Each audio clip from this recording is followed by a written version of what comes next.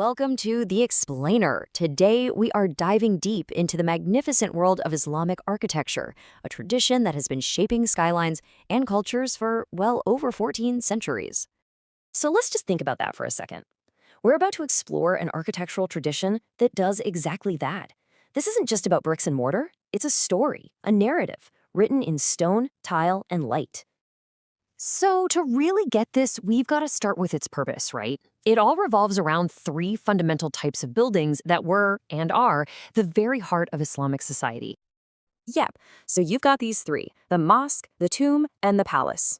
Each one had a super specific job. The mosque was the spiritual and social center, the tomb was for honoring key figures, and the palace, well, the palace was all about projecting the power of the rulers. And you have to remember, this style was born in the desert, but it was incredibly adaptable.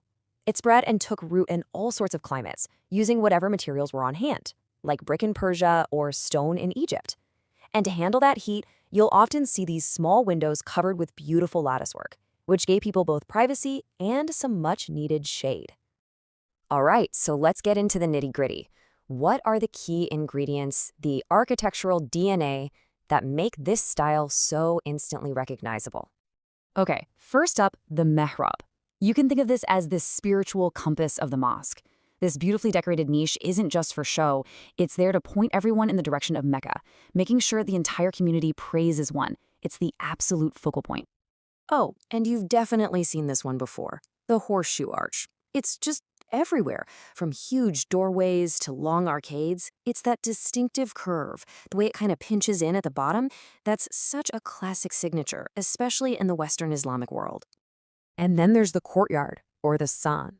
Think of it as the building's lungs. It's this calm, open space right in the middle that floods the interior with light and air, and it acts as a gathering spot before people move into the main prayer hall. And right there in the heart of that courtyard, what do you almost always find? Water. But here's the thing, it's not just there to look pretty or cool things down, nope. It's got this deep dual meaning that's absolutely central to what the building is all about.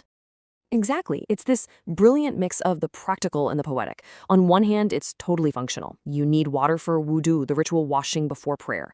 But on the other hand, it's deeply symbolic, representing purity and giving off this cool, serene vibe that's meant to evoke a sense of paradise. Okay, so we've got the structure down, but now we get to the surfaces. And this is where things go from just being a building to being absolutely breathtaking art. And a huge part of that is the arabesque. Basically, it's this idea of infinite repeating patterns. Think scrolling vines and leaves that just go on forever, covering almost every surface. It's a way of visually representing the Islamic concept of the infinite nature of God. Now this is so cool. Writing itself becomes the art.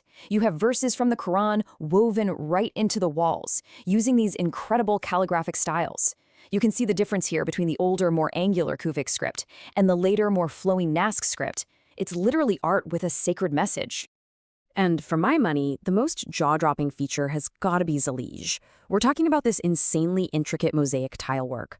Every single tiny piece is hand-cut from glazed tile and fitted together perfectly to create these stunning geometric patterns. And this number, just try to wrap your head around this for a second, over 8,000 unique star patterns. Traditional Moroccan artisans had this system down, where they could generate all of these complex designs completely from memory. It's mind-boggling. All right, so we've got the building blocks. Now let's see them in action. We're going to look at two masterpieces that are worlds apart, but both use this exact same architectural language to achieve something totally different. First up, we're heading to 9th century Iraq, to the Great Mosque of Samarra. When this thing was finished, it was the largest mosque on the entire planet. This was a statement. This was a building designed to awe. And its most famous feature? This thing. The Malwiya minaret. I love this description of it. It's not just a tower, it's a declaration of architectural audacity. You can see why.